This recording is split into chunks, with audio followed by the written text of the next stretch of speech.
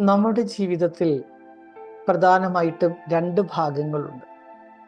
ഒന്ന് ഒരു ഫിസിക്കൽ ലൈഫും ഒരു സ്പിരിച്വൽ ലൈഫും.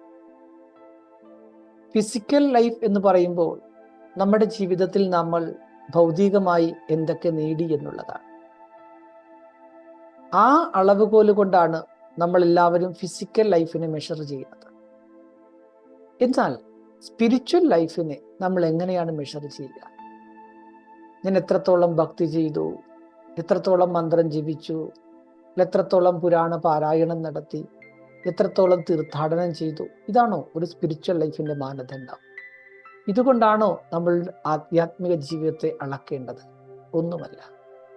മറിച്ച് നമ്മൾ നമ്മുടെ ജീവിതത്തിൽ എത്രത്തോളം സ്പിരിച്വൽ വാല്യൂ അപ്ലൈ ചെയ്തിട്ടുണ്ട്, നമ്മൾ വായിച്ചതും പഠിച്ചതുമായ കാര്യങ്ങൾ എത്രമാത്രം നമ്മുടെ ജീവിതത്തിൽ പ്രാക്ടിക്കൽ കൊണ്ടുവന്നിട്ടുണ്ട്, ധാരണയിൽ കൊണ്ടുവന്നിട്ടുണ്ട്.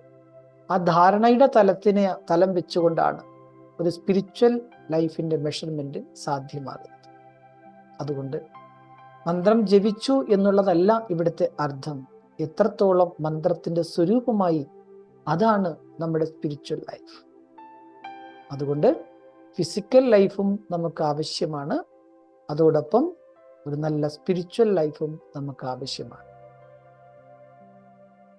അപ്പം അസറ്റാണ്, ഭൗതികമായ അസറ്റുകളാണ് ഫിസിക്കൽ ലൈഫ് എങ്കിൽ, ആത്മീകമായ അസറ്റ്, അതായത് ആത്മീക ഗുണങ്ങളും ശക്തികളും അവയുടെ ധാരണ, അതാണ് സ്പിരിച്വൽ ലൈഫിന്റെ അസറ്റ് എന്ന് പറയുന്നത്. അതുകൊണ്ട് നമ്മുടെ ജീവിതത്തിൽ ഒരു സമയം ഇത് രണ്ടും സ്വായത്തമാക്കുവാൻ നമ്മൾ ശ്രമിക്കുക.